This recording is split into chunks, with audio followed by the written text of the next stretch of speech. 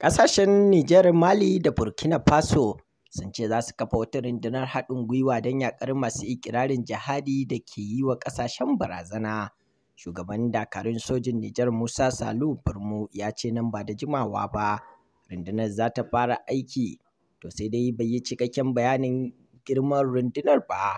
Musa Salu Barmo na jawabin ne a gidan talabijin a ranar Laraba jim kaɗan bayan taron da ƙasashen suka yi game da batun a birnin Yamai na jamhuriyar Nijar.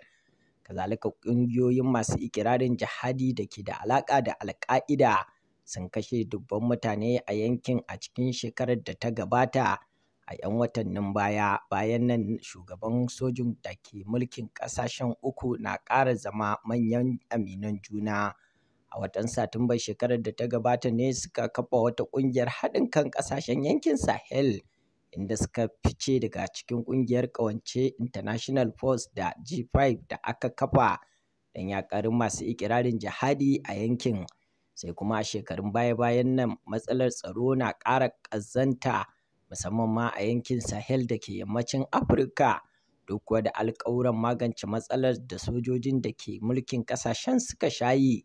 Ƙasashen uku dai sun yanke alaƙar su da Faransa, wato tsohuwar uwargijiyarsu, wadda dakarunta suka kwashe shekaru da dama suna aiki a ƙasashen.